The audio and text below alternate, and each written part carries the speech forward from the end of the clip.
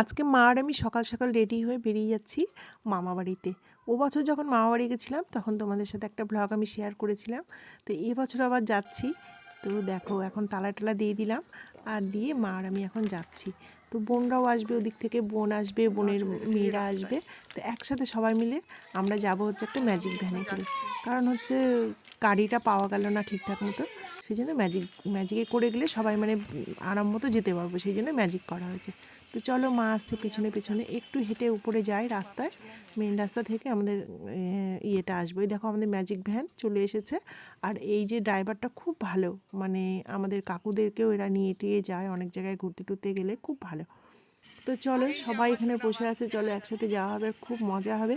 আর গ্রামে অনেক দিন পর গ্রামে যাচ্ছি, তো গ্রামে যাওয়ার একটা মজাটা খুব আলাদা। আর আমার পুচকুটাকে দেখো, পুচকুটা একেবারে টুপি টুপি পরে বসে আছে, বেশ ঠান্ডা পড়েছে না, সেই জন্য।